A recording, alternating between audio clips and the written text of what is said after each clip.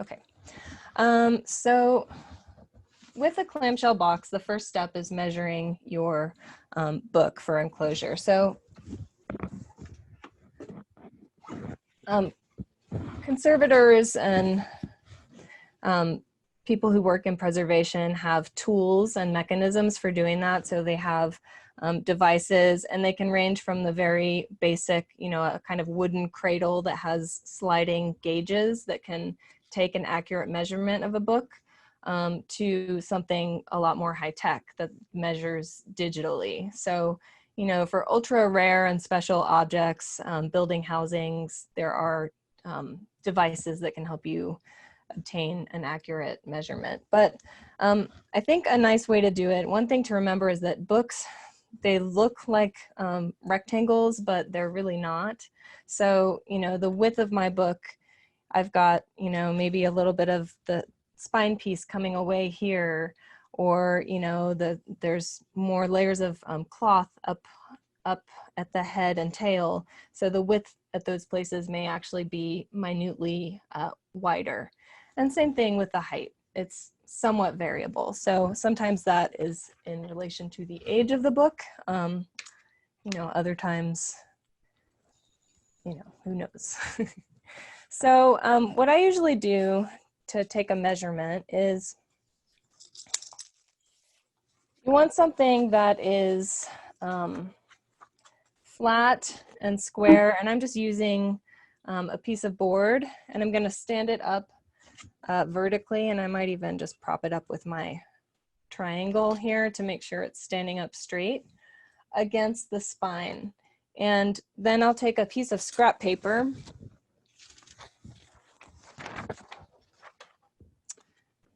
and let's see, set a square weight there. And I'll lay this down so it's flat and it's touching the board. And then I will, with a fine pencil, make a mark just at the very edge of my book. And then I can test that width at different places along the spine. So, it's kind of hard to see on the camera, but actually this still looks pretty good. And right now I'm just marking the precise width of the book. I'm not worrying about adding any extra for the cutting of the materials.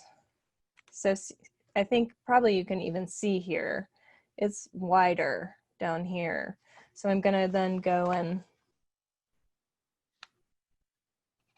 that's almost 1/8 of an inch wider at the bottom. So, you wanna double check it, kind of make sure the book is seated well. And then you would repeat that process for the height. Does that make sense to everyone? Or if it doesn't make sense, feel free to say something.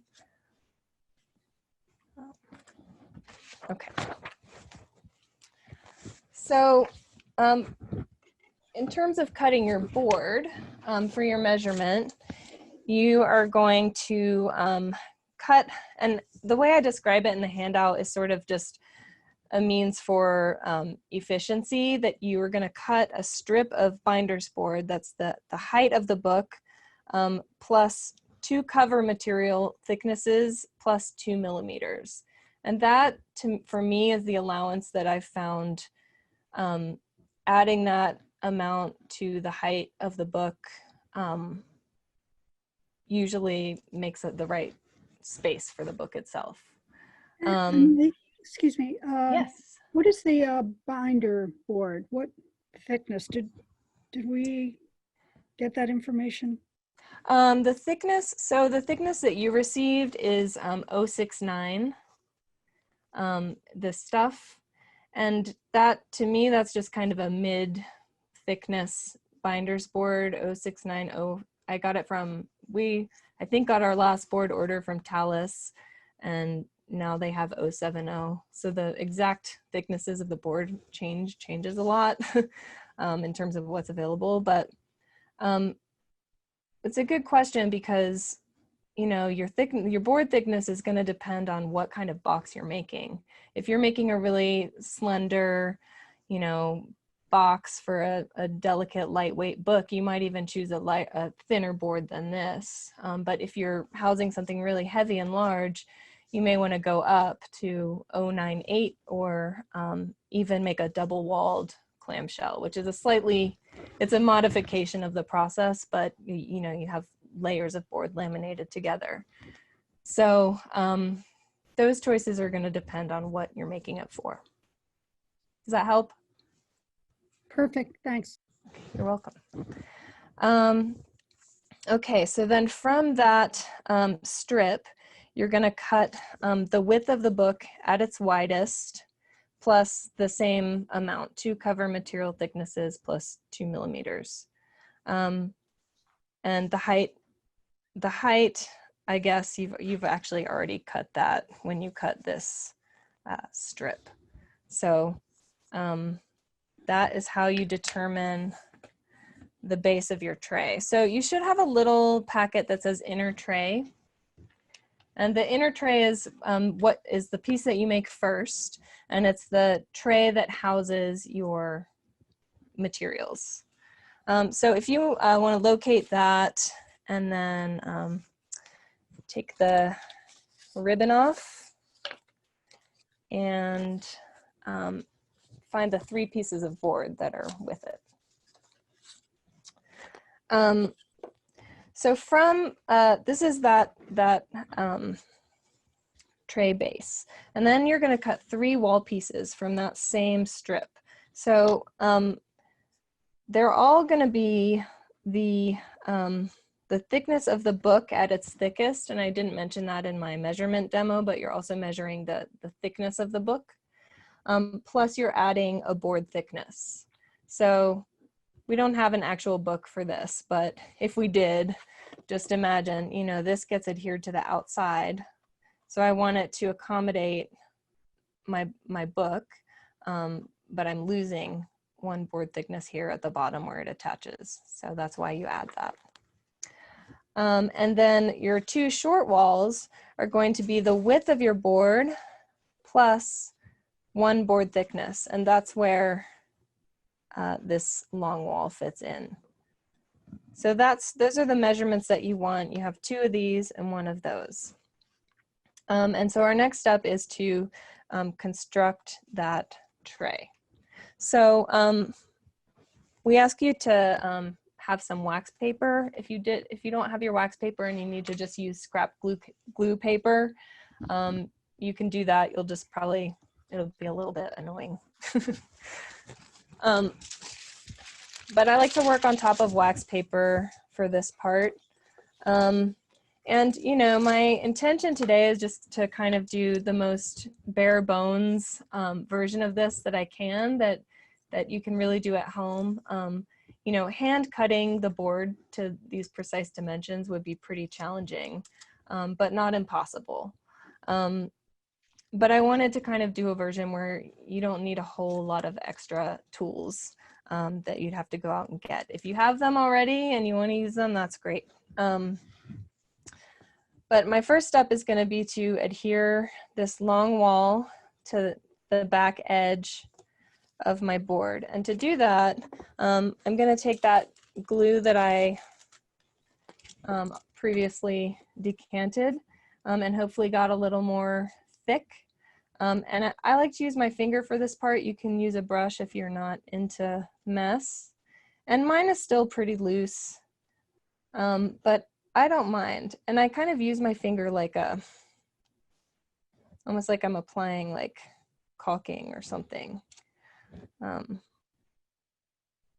Or a mortar, that's the word I'm looking for. And I think the absolute best thing to use for this is straight PVA, that's even PVA that's had some time to thicken up. The thicker it is, the faster it's going to grab and the quicker it's going to dry. But another thing I often do is I'll put this sort of bead of adhesive on the board edge, and then I'll just talk and kind of wait for it to just dry up just a little bit.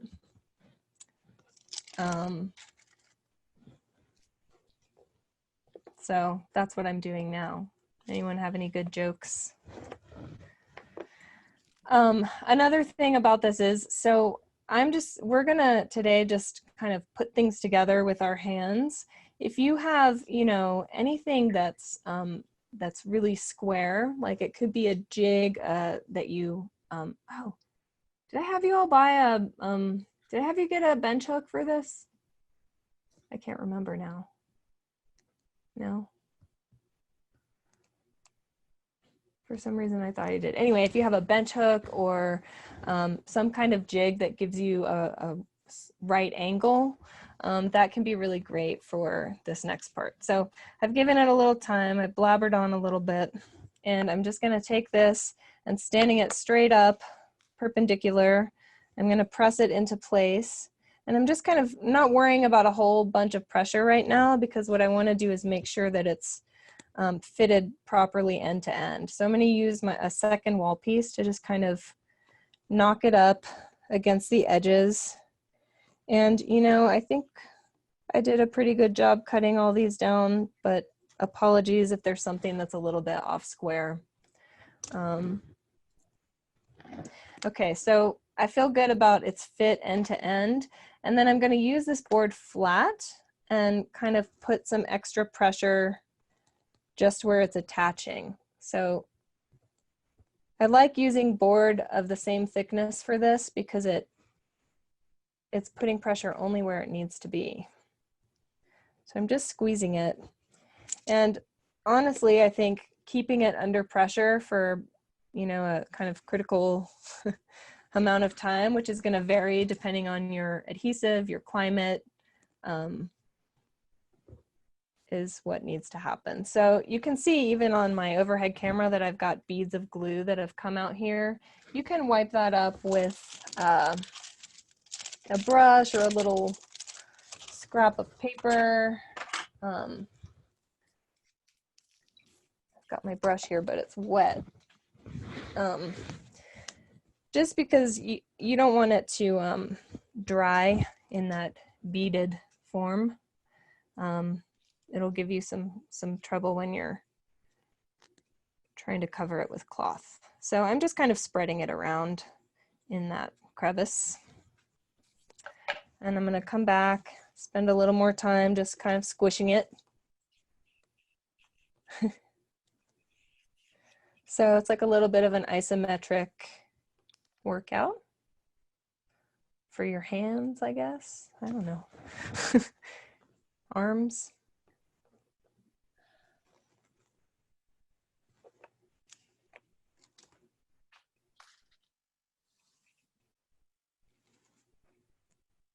And I know I'm putting some pressure here because I'm getting a little more of a bead. Not so much that I'm going to worry about it. Okay. So I'm going to let that just kind of chill on its own for now. And it's going to be time to add the short walls next.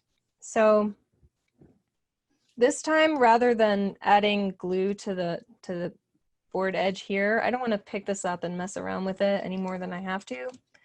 I'm going to add the glue in an L shape to the surface of the board. So not the edge, but the surface.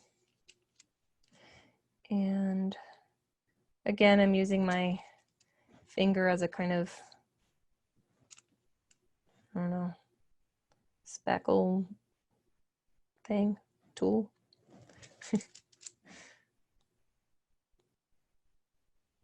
And I like to just make sure that I don't have any on the board edge and kind of just do a little swipe with my finger so I'm not, you know, actively sticking it to my wax paper. If you were not using wax paper, I would say at this stage I would really carefully, or even if you are, you can lift this and kind of separate your paper, you know, potentially even just see if you need to clean up the bottom a little.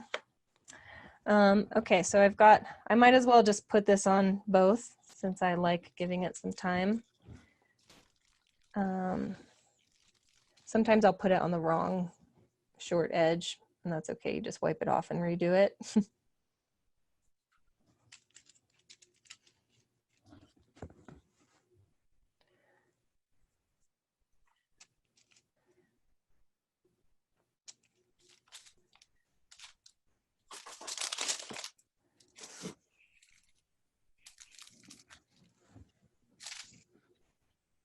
All right.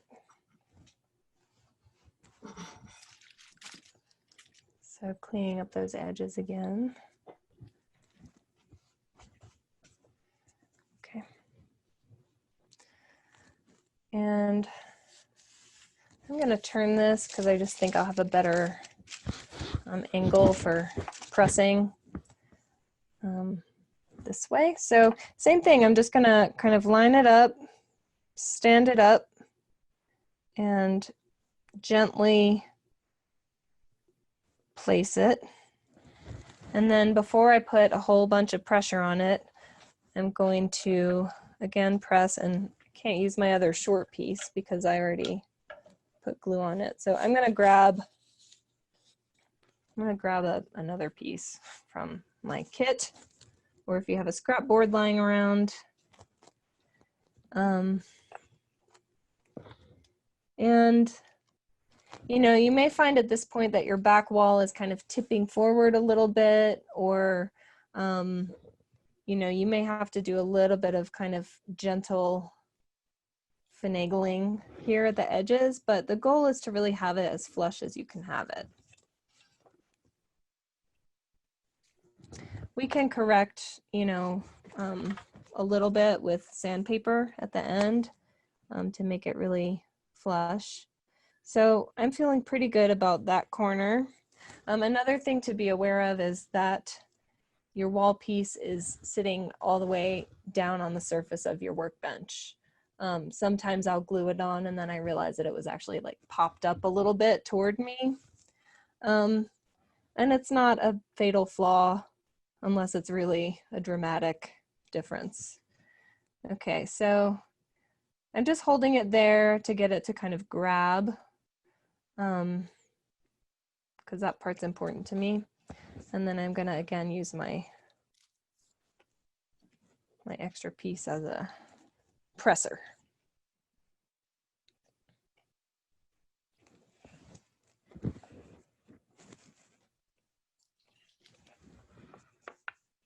And maybe even press a little bit. I don't know, that's not really necessary. Okay. So again, I'm gonna clean up this. And you know, with each wall that you add, it becomes, the box becomes more stable just in its inherent form. You know, a box with 2 walls, it's not a box yet, but a form, a base with 2 walls is stronger than a base with 1. And then the third is gonna seal that deal. Okay, so now I'll again lift this up and check out the bottom and attach my third wall.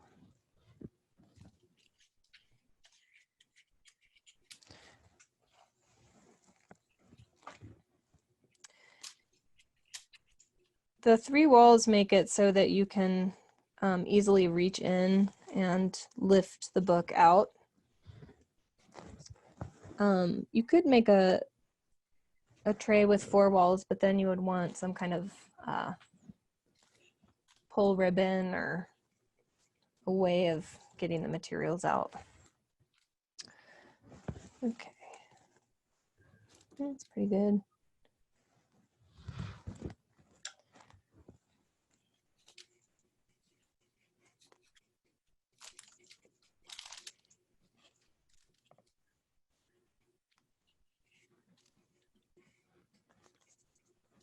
Okay. So that looks good to me. I'm gonna give it some pressure here.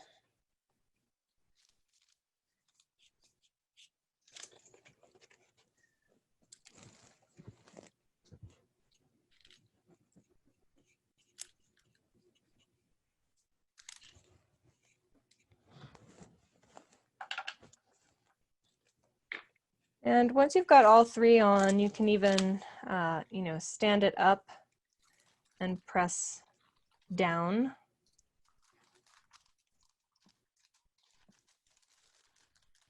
And when it's grabbed on, I will often, if I have the right kind of size of weight, I'll put something on top of it to weigh it, but you don't want anything too heavy. This is pretty heavy, so, but I can kind of angle it so it's pressing the corner.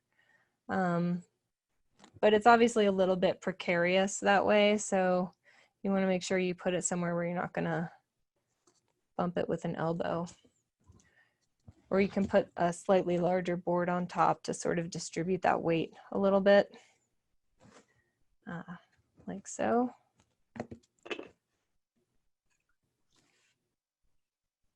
But I think, you know, there's a measure of just kind of like patience with putting the pressure on and letting the glue dry. Another reason why straight PVA is pretty good. All right, so because everything is pre-prepped, we could just go ahead and do this with the outer tray. But I think I'll take us through the entire inner tray first, because that's how I would proceed working from a book's measurements forward. So I am going to stop the recording.